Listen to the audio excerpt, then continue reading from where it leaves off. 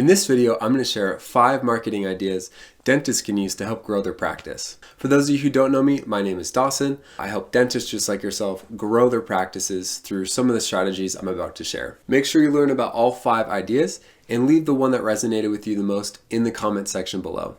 If you want more content like this, consider subscribing as well as hitting the notification bell to let you know when there's a new video. Without further ado, let's get right to it and start with the first idea. Hey everyone, so I was rewatching my first idea and wanted to re-record it because I really wanted to stress this point. My first idea on bringing in more patients into your practice is to project warmth through your marketing. What does that mean? This first idea comes from this book, Compelling People. Don't let the cover fool you. This is actually a required reading at Harvard Business School. The concept of the book is people who are compelling project both warmth and strength.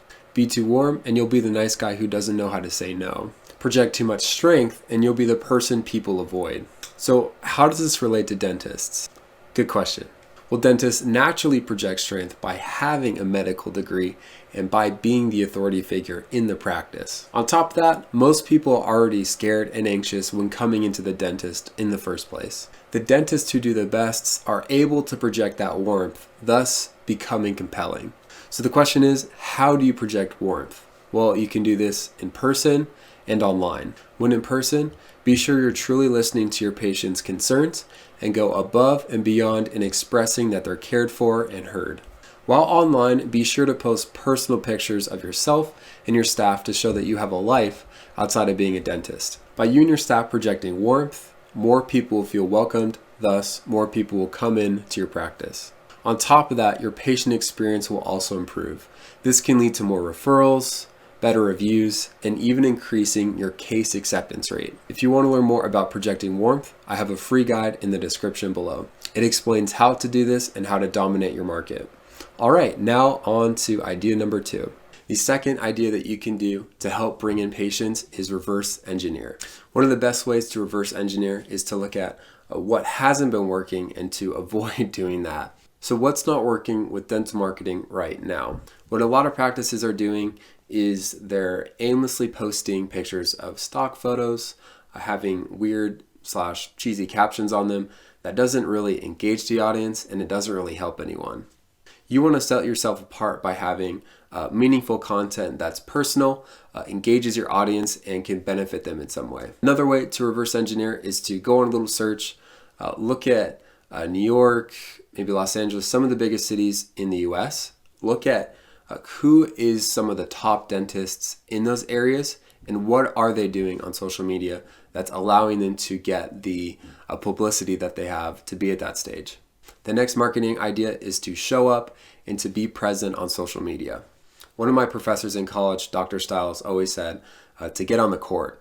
Now, she wasn't our PE teacher, but it was figurative in the way that you need to be out there, you need to put yourself out there in order to get the practice that you need to become good. In the same way my teacher encouraged me, I encourage you to be consistent with social media. This is just like any other skill in life.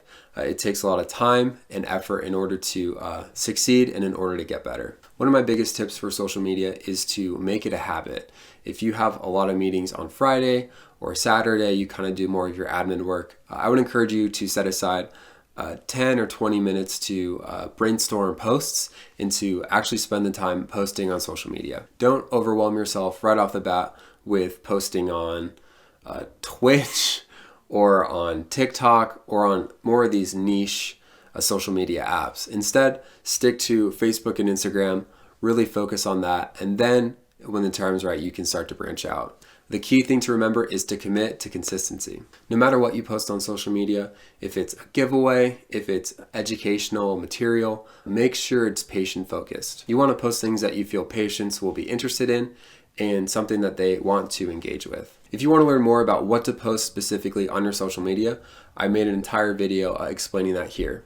The fourth marketing idea for a dentist is to stay on top of your existing patient base. What I mean by that is following up with them via text, via flyers around the office of maybe some of the giveaways that you're running, maybe some of the offers that you have, just really giving them an idea of what's going on in the practice. The reason you want to do text messages over emails is not a lot of people read emails anymore. They get spam, they get just a bunch of random emails. So the best way to do that is just through text, and it's important to be short and concise and to be friendly when you're texting. One little tip that I've seen work really well is to pass out flyers when the patient is leaving. You can even ask for reviews as they're walking out the door, as they're filling out, maybe scheduling their next appointment, filling out paperwork, things of that nature. That's one of the best times to let them know about other offers that you have, maybe giveaways, and really ask for those reviews. The fifth marketing idea is to be active in your community. You got to think about where people in your community like to hang out. Where does your perfect patient like to spend their time, or your target market? For most practices, their perfect patient is a mother anywhere from the ages of 30 to 55. Now, this could change depending on your location, your demographic, but it's a good ballpark and it's a good place to start out if you're not sure. I've been hearing from a lot of pediatric dentists that they actually get a lot of patients through Mommy and Me groups on Facebook. So if you're able to find a local one, I would encourage you to be active in that group and to share some of your insight. Some other places moms like to hang out are on Nextdoor. Maybe there's a certain restaurant in your community, or maybe even some Little League games. So be creative, be observant, and try and find where they're hanging out. Next thing to do is to be vocal, be present, and be showing up in that community. Sooner or later, these moms are gonna start to hear about you and they're gonna start coming into your office. Today, I shared 5 dental marketing ideas for dentists on how you can bring more patients into your practice. We talked about projecting warmth, the idea of reverse engineering, the importance of staying consistent, keeping on top of old patients, and being active in your community. Let me know in the comments below which one was your favorite. If you want to access my free guide on how to dominate your market, I do have a link in the description below. Also, if you're looking for someone to take your practice to the next level, I have a link to my calendar where we can get on a Zoom call and see if it's a good fit. Feel free to browse around my channel to find more videos like this to help you grow your practice. Make sure to like the video and consider subscribing if you want to see more content. Until next time, have a great day.